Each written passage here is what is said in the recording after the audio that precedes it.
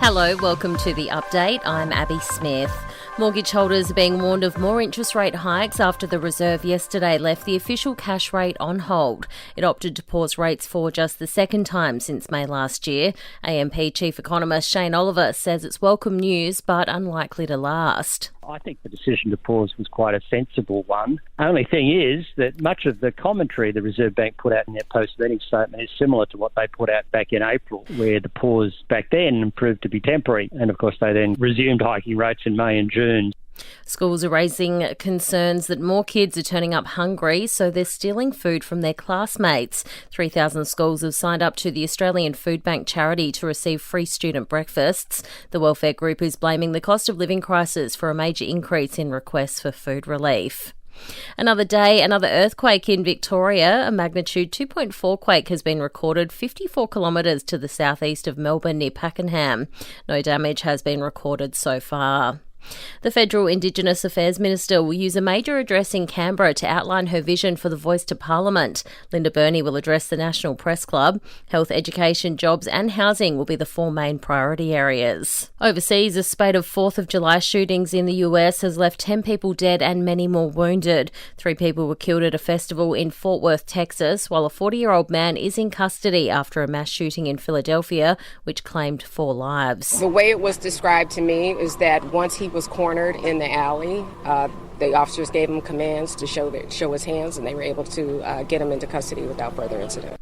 And scientists are claiming taking short breaks can improve cognitive function by up to 50%. 72 students were tasked with completing 2 maths tests, but some were given a 5-minute breather. Sydney University's Associate Professor Paul Ginn says those taking a break performed better. When we concentrate, over time, our ability to concentrate goes down, and it can be improved via rest, just a short rest break. And so that's something that people in workplaces face all the time. Entertainment and sport next. Melbourne will be without forward Bailey Fritsch until the finals. He underwent surgery yesterday for a foot fracture and is expected to be sidelined for the next 7 to 8 weeks. Meanwhile, Clayton Oliver is a chance to play his first game since round 10 when the Demons take on the Saints on Saturday night. Switching codes, Blues coach Brad Fittler insists he won't give up the top job despite mounting pressure. New South Wales is in training in Coogee ahead of Game 3, where they try to avoid a complete whitewash of the State of Origin after losing the first 2 games to Queensland. In cricket, the date has been set for Australia's return to Lords after the controversial end to the second Ashes test. The English Cricket Board has confirmed its 2024 international summer with the Aussies to play 3 T20 matches and 5 one-dayers. In tennis, the English weather has wreaked havoc at Wimbledon, with rain suspending play on the outdoor courts. Aussie Chris O'Connell was set up in his round 1 clash when the rain came down.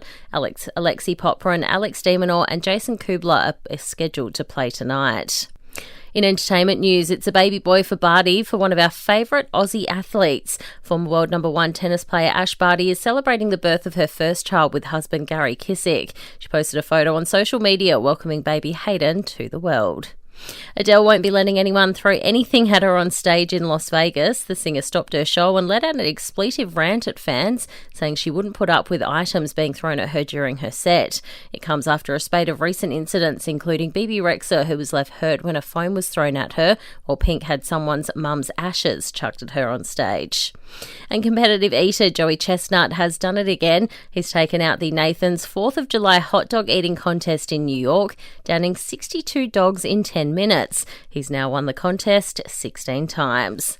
And that's the latest from the Nova podcast team. We'll see you this afternoon for another episode of The Update.